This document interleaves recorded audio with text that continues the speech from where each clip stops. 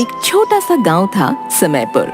इस गांव में सुलेखा नाम की महिला अपने पति मजनू के साथ रहती थी। मजनू सुबह काम पर जाता और शाम को लौटता था।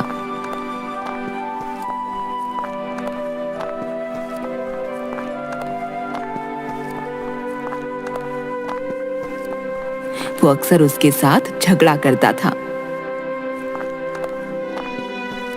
तुम आजकल घर पर बिल्कुल ध्यान नहीं दे रही हो। ध्यान नहीं देती तो आपको सब कुछ अपने हाथ से करना पड़ता, फिर यूं बैठकर भाषण नहीं दे रहे होते। कल जो 50 रुपए दिए थे दो, कुछ काम है। मेरे पास नहीं है। क्यों, कहाँ गए? कल ही तो दिए थे। सामान आ गया, मैं पूरे सप्ताह की सब्जियां ले आई। अरे दिमाग ठीक नहीं है क्या तुम्हारा? हैं? इतनी सब्जियां एक साथ लाने की क्या जरूरत थी? हैं? मुझे तुम कटोरी भर सब्जी नहीं देती तो ये आती किसके लिए है? आपको नहीं देती तो क्या मैं खुद खा जाती हूँ? ये जो तोंद है ना आपकी, ऐसे ही नहीं बढ़ रही। देखो तुम मेरे पेट के बारे में कुछ ना कहा करो, नहीं तो क्या? नहीं तो अच्छा नहीं होगा। अरे जाओ जाओ। जबान संभाल के। कहा ना जाओ जाओ। मजनू उसे मारने के लिए हाथ उठाकर रुक जाता है। क्या हुआ, रुक क्यों गए? अब यही बाकी रह गया था। मैं औरतों पर हाथ नहीं उठाता। सुलेखा घर से बाहर चली गई।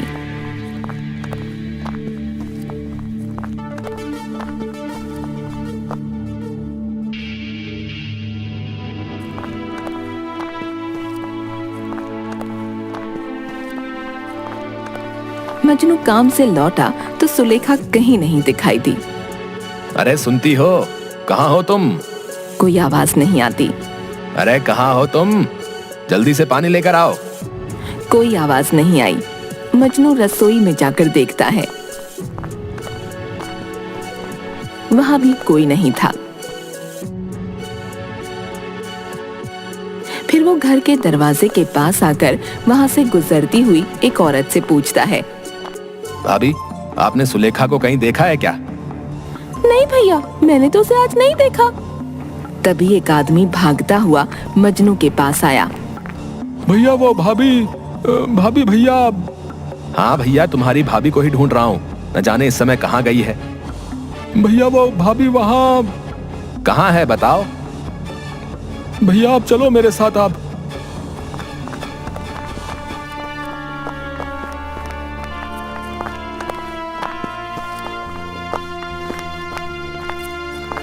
आदमी उसे लेकर जंगल के पास तक गया। वहाँ काफी लोगों की भीड़ थी।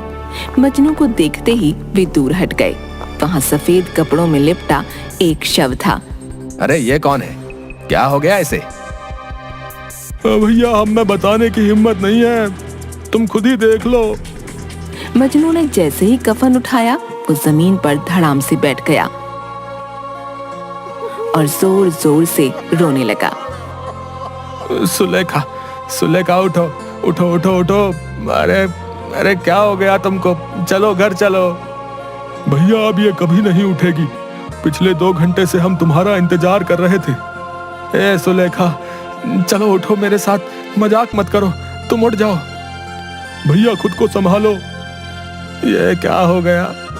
मेरी तो दुनिया ही उजड़ गई। तभी 2 पुलिस वाले आ गए। गांव वालों ने रोते हुए मजनू को पकड़ा। एक पुलिस वाला लाश का मुआयना करने लगा। यह हत्या का मामला है, किसी ने यहाँ पर कुछ होते हुए देखा? नहीं साहब, हमने तो कुछ नहीं देखा, हमें तो इस नत्थू ने बताया था। साहब मैंने कुछ नहीं देखा, मैं तो यहाँ से गुजर रहा था तो देखा, यहाँ पर भाभी गिरी हुई पड़ी थी। पास आकर मैंने नब्ज देखी तो बंद थी, फिर मैंने सब गांव वालों को बुलाया। इसका मतलब हत्या कैसे हुई है तुम्हें नहीं पता? ना साहब, सच्ची मुझे तो कुछ भी नहीं पता। हम लाश को पोस्टमार्टम के लिए लेकर जा रहे हैं।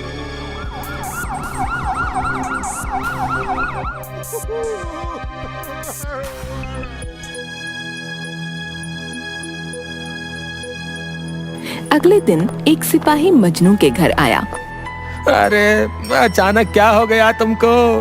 तुम मुझको छोड़ के कहाँ चली गई? मैं तुम्हारे बिना कैसे रहूंगा? मजनू, तुम्हारी पत्नी के शरीर पर चोट के निशान हैं। तुम्हें मेरे साथ अभी पूछताछ के लिए थाने चलना है। वो मजनू को लेकर थाने गया।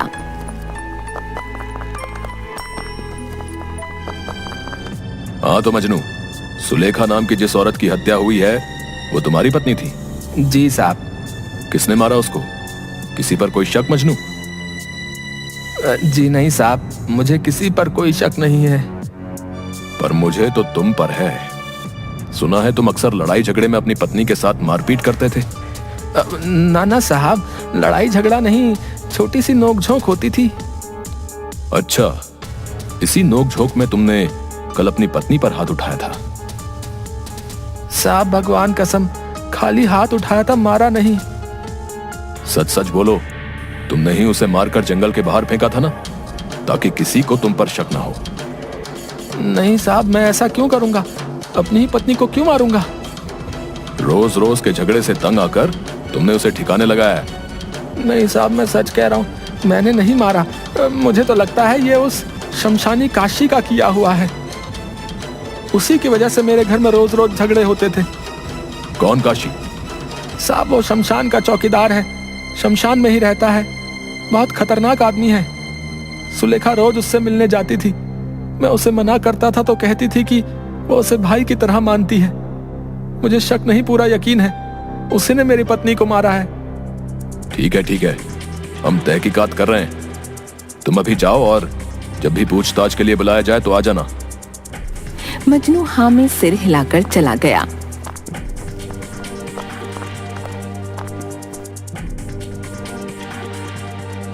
इंस्पेक्टर सिपाही के साथ शमशान गया।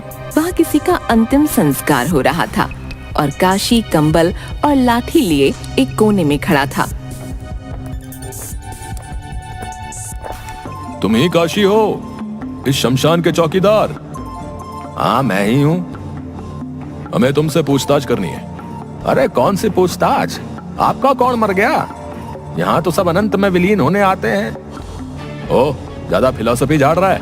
अरे अपनी फिलॉसफी अपने पास रख और जितना पूछ रहे हैं उतना ही जवाब दे, समझा? चल अब ये बता, मजनू की बीवी सुलेखा यहाँ पर रोज रोज क्यों आती थी? अब ये मेरा निजी मामला है, आपको क्यों बताऊं? अरे बावले, ये खून का मामला है। उस औरत का कल खून हो गया, तुझे मस्खरी सूझ रही है? खून? मेरी बहन का खून? ये कब हुआ? किसने किया? अपनी ये नौटंकी बंद कर। पूरे गांव को पता है सुलेखा की हत्या हो गई और तुझे नहीं पता। तेरा ये ड्रामा ना हमारे सामने नहीं चलेगा। अब सीधा सीधा बता रहा है, नहीं तो हत्या के जुर्म में तू अंदर होगा। जी वो साहब, मैं शमशान में अकेला रहता हूँ और मुझे खाना बनाना नहीं आता। मैं यहाँ अकेला रहता हूँ, मुझे तो खाना भी नहीं बनाना आता। बड़ी परेशानी है। तुम्हारी इस बहन के होते तुम चिंता काहे करते हो? मैं हूं ना, मैं तुम्हारे लिए रोज खाना बना कर लाऊंगी। सच बहन? हाँ, काहे नहीं। पर भैया, मेरा पति बहुत कंजूस है, तुम्हें अपना खर्चा देना पड़ेगा। हाँ बहन, मैं तुम्हें 200 रुपए दे दिया करूंगा। 200 रुपए तो 10 दिन भी नहीं चलेंगे। ऐसा करो तुम 500 दे देना, बाकी मैं देख लूंगी। सुलेखा बहन मुझे रोज यहाँ पर खाना देने आती थी और इसके बदले में मैं उन्हें महीने के 500 रुपए देता था।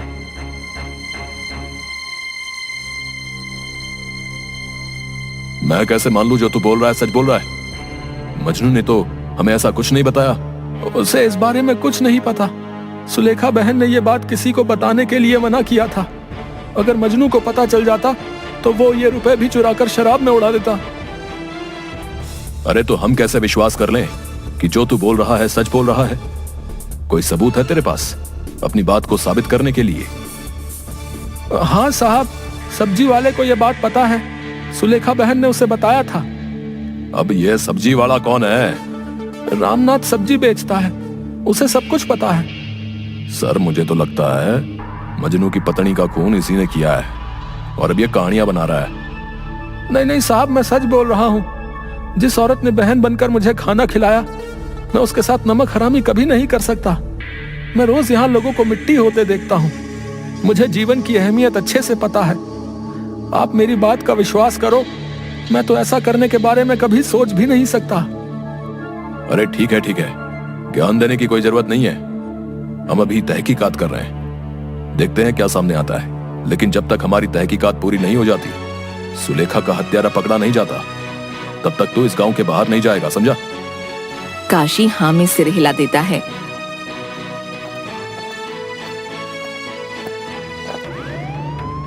सर, आप मेरी बात मान रहे तो मुझे लगता है सुलेखा का हत्यारा ये काशी है। ये कहानियां बनाकर हमें गुमराह कर रहा है। ना, जो आदमी रोज लोगों की चिता जलते हुए देखता है, उनके परिवार वालों को रोते तड़पते देखता है, वो ये काम नहीं कर सकता। दोनों रामनाथ सब्जी वाले के पास पहुंचते हैं। भिंडी, करेले या गोभी ले लो, मटर ले लो। अरे तू ही है रामनाथ? जी साहब, बताइए कौन कौन सी सब्जियां दूं? तेरी तो पूरी रेडी लेनी है। सच्ची में आप सारी सब्जियां खरीदने आए हो? लगता है कोई दावत है थाने में। अरे दावत तो मैं आज तेरी बनाऊंगा, ज्यादा बोल मत। हम यहाँ पर मटर की तहकीकात कर रहे हैं और तुझे दावत की पड़ी है। तू मजनू की पत्नी सुलेखा के बारे में क्या जानता है? रामनाथ घबरा जाता है। अरे अब क्यों सांप सूंघ लिया? घबरा मत, बता। साहब, सुलेखा भाभी तो बहुत अच्छी थी, मुझसे रोज सब्जी लेकर जाती थी। हाँ, पैसे पूरे नहीं देती थी। तू काशी और सुलेखा के बारे में क्या जानता है? वो उसके लिए खाना ले जाती थी, भाभी ने खुद मुझे बताया। सब्जी ले लो, भिंडी ले लो, तोरी। भैया, भिंडी और तोरी दोनों 1-1 किलो दे दो। क्या भाभी, आजकल रोज इतना सब्जी है? क्या बात है? अब तुमसे क्या छिपाऊं भैया, वो शमशान वाले काशी भैया है ना, बेचारे खाने को लेकर बड़े परेशान रहते हैं। मुझसे देखा ना गया तो मैंने कह दिया मैं बनाकर दे दूंगी। बढ़िया भाभी, तुम तो पुण्य कमा रही हो। एक बात बताओ, तुम्हारा कंजूस पति कुछ कहता नहीं? वो क्या कहेगा? सुनो, मुझे सब्जी थोड़ी सस्ती दे दिया करो। वो काशी मुझे बस महीने के 500 रुपए ही देता है। उन्होंने ये बात किसी को बताने के लिए मना किया था। मजनू है ना, वो बहुत ही गुस्सैल और शराबी आदमी है। जितना कमाता है सब खर्च कर देता है। तो भाभी को लगता था कि उनके पैसे भी वो ले लेगा। साहब, मैं इतना ही जानता हूँ। और कोई बात है तो बता दे। अगर हमें बाद में पता चला कि तू कुछ छुपा रहा है तो तू अंदर जाएगा। मर्डर का मामला है ये, जमानत भी नहीं होगी। साहब, बस मेरा नाम बीच में नहीं आना चाहिए। चल बता। साहब, कल जब भाभी सब्जी लेने आई थी तो उनकी जो पड़ोसन है, रांची कलवा की पत्नी, वो भी आई थी। दोनों मुझसे सब्जी ले रही थी। भैया, आज तो 1 किलो कटहल दे दो। भाभी, 50 रुपए किलो है। हाँ, दे दे। काशी ने इसके अलग से रुपए दिए हैं। ओ भैया, 1 पाव कटहल दे दो। कुछ और ले लो, वो तो खत्म हो गया। ये इतना तो पड़ा है। ये तो पूरा भाभी ने लिया है। आए हाय, पूरे का क्या करेगी? आदमी है कि भूत? हाँ, तुम भूत ही समझ लो, पर जो भी हूँ तुमसे कम। सुलेखा, आजकल तुम्हारी जुबान ज्यादा चल रही है, लक्षण ठीक नहीं लगते। मेरी छोड़ो, तुम अपने लक्षण की परवाह करो। मैं अभी के अभी तेरी शिकायत करके तुझे मजा चखाती हूँ। साहब, मुझे बस यही बात पता थी। और कुछ नहीं साहब।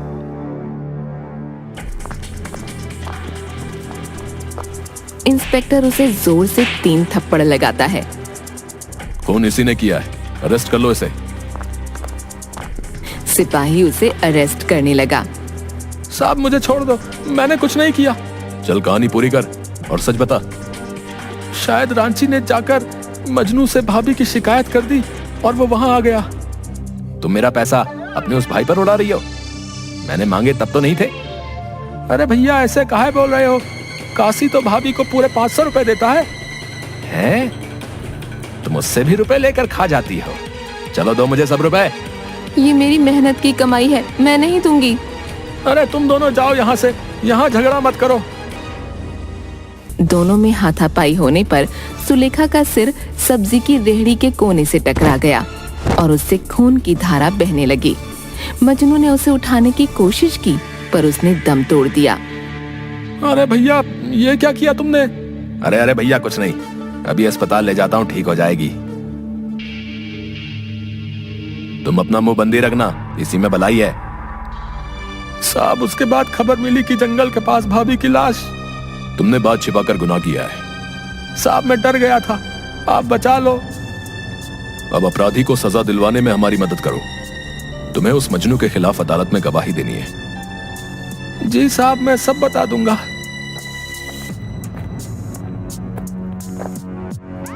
सर, आपको शक कैसे हुआ कि रामनाथ कुछ छिपा रहा है? उसने बात अधूरी छोड़ दी थी, पूरी नहीं की। रांची किससे सुलेखा की शिकायत करने गई?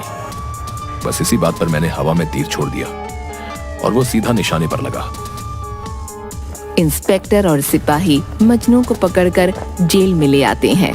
तुझे क्या लगा बच जाएगा? बेटा, कानून के हाथ बहुत लंबे होते हैं, तुम जैसों की सोच से बहुत लंबे।